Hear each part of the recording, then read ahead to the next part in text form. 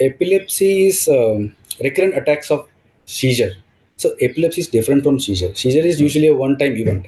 Seizure is nothing but abnormal jerking of the arms and legs, either when the patient is conscious or unconscious.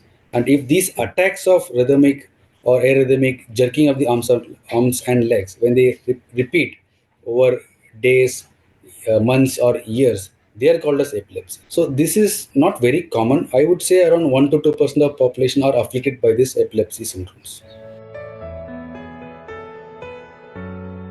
There is a damage to the brain, a part of the brain, and it is like a scar.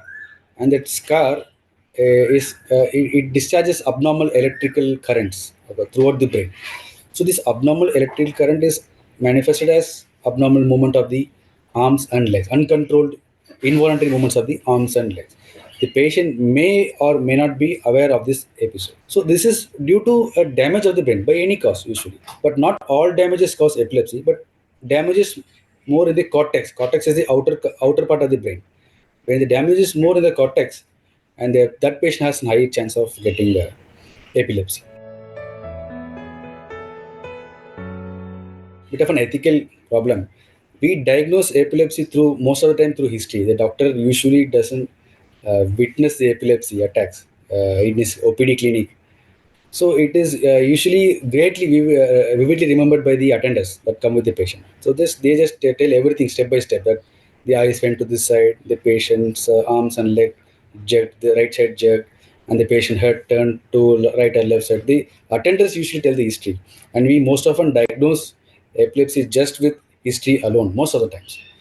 But very rarely, if needed, we go with a specialized test called EEG, electroencephalogram. It is like the ECG of the brain, and we do MRI scan or CT scan to see what is causing these abnormal electrical currents. Is it a tumor? Is it some scar? Scar is nothing but like damage to the part of the brain, or is it a stroke, or is it some infection?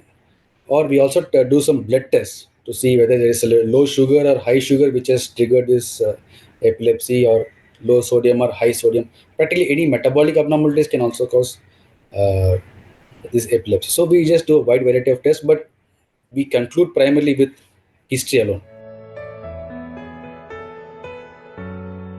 Anyone with you know having or prone to develop infection of the brain, anyone with a tumor, patients with head injury, patients who had a stroke or who have the risk of getting a stroke, infections, patients with some genetic abnormalities, and patients with developmental abnormalities of the brain, diabetic patients. Anyone with these diseases can have epilepsy. Epilepsy is very much treatable. There are excellent drugs that can give you, control of around 70 to 80% of epilepsy patients are in good control with all these tablets. Maybe 20 to 30% of patients are non-responders or poor responders to these tablets, and we term them as drug-resistant epilepsy patients. Even in such patients, there are excellent surgical options where if we find a focus that is not amenable to these medications, we can recommend a surgeon who can go in and take out that damaged part of the brain. So epilepsy as a field now is very much in advanced state, and we have excellent control in maybe 80 to 90% of patients. Very rarely is a patient in a helpless situation, like when he presents with super refractory epilepsy, meaning epilepsy goes on for hours to days. So in those patients, we have to give very advanced medication, anesthetic medications.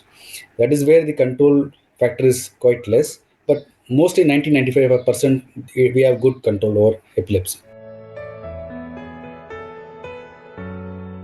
Management primarily we advise a patient to take the drugs on time. That's the most important part. And again, avoidance of triggers, maintain good sleep hygiene, and what, stay hydrated, avoid looking at flames for photostopic lights, and avoid alcohol. So basic thing which whatever thing that stimulates the brain, we ask the patient to avoid that. Sleep is the most important factor, and sleep, food, and stop take tablets on time. That's the most important part.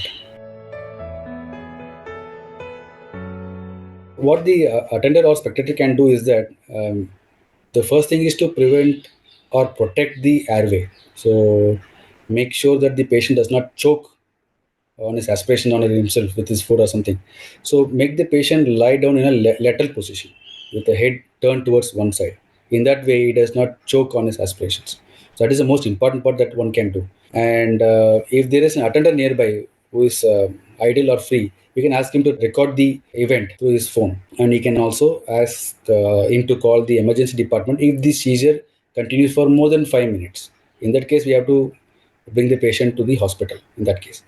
But most often it stops around 2 to 3 minutes. During that time, we must make sure that the patient is also away from dangerous situations. For example, if the patient is in a kitchen, bring the patient to the hall. If the patient is in a balcony where he may have a chance to fall down, bring the patient inside. So protect the patient and keep him or her away from dangerous situations. So that is the most important part. Some form of childhood epilepsies they do go away, but most of the epilepsy syndromes they stay till end of life. But some childhood epilepsy syndromes do go away at around like maybe 20 or 30 years. They just go away, but most just stay. If it is due to something like tumor or something like that, of course they're going to stay. They're going to continually irritate that part of the brain. If there's a stroke and that caused some permanent damage, they're going to irritate that part of the brain. So those things don't go away. If there is an infection which transiently caused an damage to the brain, and if that gets cured with antibiotics and some therapies, maybe they might go away. So it is variable, but most do stay. They don't go away very easily. Avoid situation that can lead to this emergence of epilepsy syndromes. Like I said, head trauma with brain injuries is one of the leading cause of epilepsy. So wear a helmet and avoid rash driving, avoid alcohol, and maintain a good diet. Because that good diet and good sleep hygiene will make good immunity, and that can prevent a brain infection. And avoid the risk factors for stroke. A stroke can lead to an emergence of an epilepsy.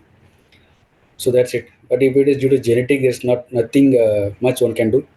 But in that case, keep your tablets and take your tablets on time.